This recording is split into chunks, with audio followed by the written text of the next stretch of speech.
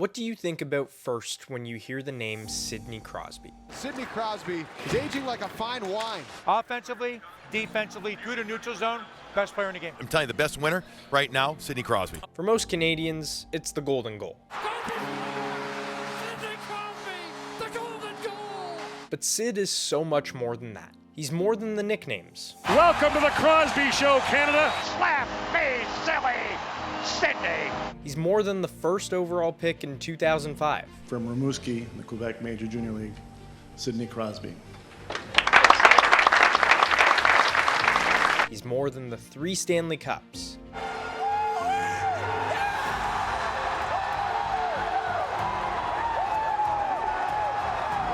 He's more than pregame routines. He's more than legendary leadership. And he's more than what we all know about him on and off the ice, which isn't always a lot. Until now. What is your most memorable Sidney Crosby story? I mean, I probably have tons of different stories I could tell you about Sid, but one of the ones that stands out for me is in 2010, when I made the Olympic team. I was like the young guy, I was 20 years old, and I remember one of our first bus rides. Guys were, for the most part, not doubling up, and you didn't have to double up because the bus was big enough, and Sid just came and sat down beside me and just started shooting with me, just talking and, you know, asking me questions. I was asking him questions, and that's just something I will always actually remember. You know, he's like the best player in the world, and just decided to come sit down beside me when he had open seats all up and down the bus. So pretty special moment for me. Yeah, that's really cool. And then I guess full circle from that tournament is like you're the first person in there with Niedermeyer to jump up and celebrate him. Yeah. That was crazy. Which is cool. Yeah, crazy. My favorite Sid story is when I was growing up. My dad worked for the Canucks, and I was able to go to a bunch of the games and go to the family room. And the family room is right between the home locker room and the away locker room. And I was they played Pittsburgh, and every time Pittsburgh came, same as Washington, I always wanted to go to the game. So Sid was walking through the hallways, and I kept peeking my head out, and he was like walking by, and like I opened the door, and like I was with my brother, and we both were like looking through the door, like trying to see him, and he was talking to someone, and I said hi, but like he kind of like looked around, and like I just shut the door, and I was like whatever. But that's probably my favorite Sid story. My favorite story about Sid, you know, I think I feel like I have a little bit of a different appreciation for like his growth and where he came from, just from being from the same place, and I grew up watching him. But one of my favorite memories is actually when he was younger. It was the first time I saw him play. He might have been 11 years old, 10 years old, and he was playing against kids that were 12, 13. And I had gone to the game to watch, to actually like study the way he protected pucks. My dad wanted to take me to learn from him, and it was like 6-1 in championship game with these guys that are 3 years older than him, and he had 5 goals and assists. And just the way that he had carried the game and took over, you know, you could see he was going to be something special. So, you know, fast forward all these years later, you know, I think he's maybe 58 now, and he's still, you know, most dominant player in the game, and to see his career is pretty incredible. You know, and cool, I think, for me to see it from that standpoint when he was a kid to, you know, where he got to. Mine would be more as a fan. I'm sure some guys here have personal stories, but I think when he came back from that injury against the Islanders, and he had like 2-2 or whatever, but he was my favorite player growing up, and I remember when he was out, and I was like, I mean, as you know, as a kid, your favorite player's not playing, you're kind of devastated. So I was just fired up that he was gonna be back playing, and then like first shift, I think he goes like through the D, like backhand jar. So that was pretty cool, just like the resilience, and I'm sure it was a long process for him, a hard time, and just seeing him come back from something like that. You see your heroes kind of going through adversity and coming back and making, I think it resonates with a lot of players, and you know, as a kid, I thought that was pretty special. You know, obviously growing up, I watched him a lot. You know, he was my favorite player growing up. You know, I think that's been well documented now at this point, but you know, just loved everything about him, loved the way he played and how he handled himself, and obviously the goal in 2010, and then, you know, getting a chance to play with him at the Four Nations, and, you know, over the course of the years, get to know him a little bit, just special player and a special person. As Canadians and on this team, we're lucky that he'll be leading the charge again. Who better than to as a guy that's been there twice and he's got 2 gold medals and played in the biggest moments and scored in the biggest moment, and really fortunate to have him on our team. So it was this past year, was after Four Nations. We were playing Pittsburgh in Dallas, and it's tied 4-4 in the third period, about 2 minutes left. I run into Cody Ceci at my own blue line, knock him over, turn the puck over, they come in 2-on-1, and I play it like, I give the pass across, 1T goal. 5-4 them, they end up winning the game, and I feel terrible. Like, oh my God, I feel terrible. But I go out, I see one of my buddies from Pittsburgh, and Sid's out there talking to Duchesne. Obviously, he ends up talking to Duchesne's kid, takes a photo because he's Sid. And I'm literally trying to hide from Sid. Like, I'm just like, I don't want to talk to him, get me out of here, let me wallow in self-pity. And he comes right over, Arles, how's it going, man? Good to see you. And makes me feel just a little bit better about myself. Talks to me for 5 minutes, and just that's it.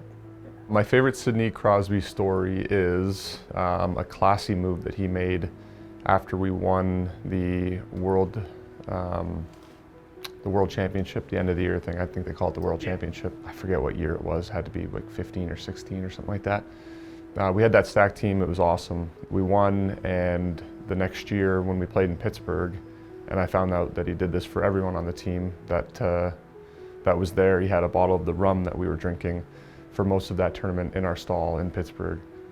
Super classy gesture, and just exactly what you'd expect from Sidney Crosby. Diplomatico rum, yeah, it was awesome. My favorite Crosby memory is probably, at Four Nations when we won, obviously I had my buddies down, and we had whatever party after, and with all friends and family, and so they wandered in there.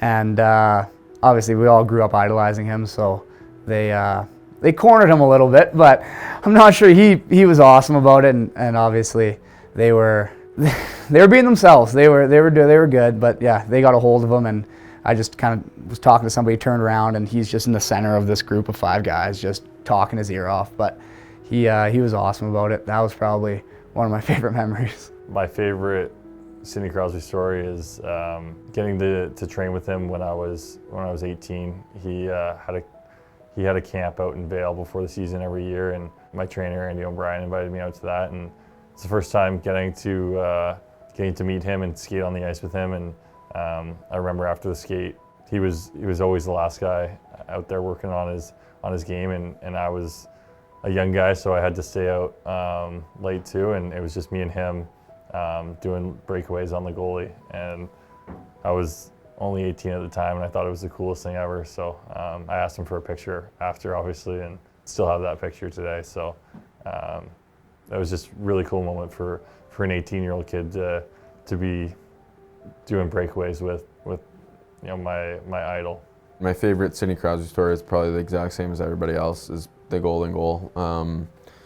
I think I was like 11 or 12 at the time, and such an iconic moment for Canada, and especially for me being young, and just you want to play hockey so bad, and you see how cool that moment is, and it just drives you even more. So probably that moment. What's it been like playing with Sid?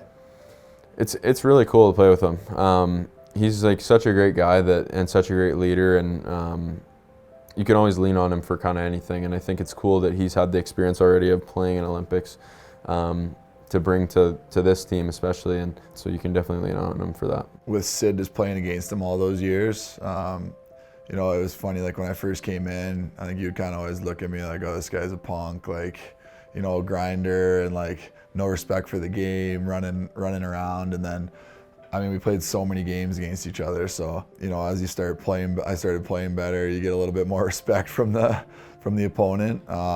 He's just a guy, I feel like he sees everything that goes on the ice. He knows the game so well. So every hit and every goal, and that rivalry was just crazy between him and Ovi. So I think having a front row seat to him and O all these years and what they've done for the league, and then in the same division and just going at it all the time, Canada, Russia, it was pretty cool. When I first came in, it was watching that every night. It was kind of like, oh man, is this for real? But he's always been really good to me.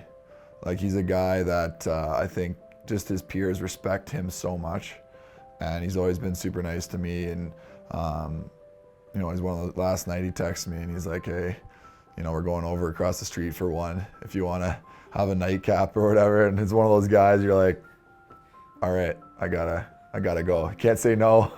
So a bunch of the guys are over there, but it's cool to get to know everybody in a social setting and have a couple beers, and guys that you've been playing against for so many years and battling it out with. Yeah, I got a pretty good one with Sid. At the All-Star game in Florida, that was again, in my memory, it's like 4 years ago, 3 years ago, whatever it is. And yeah, I remember I was a little scared meeting Sid.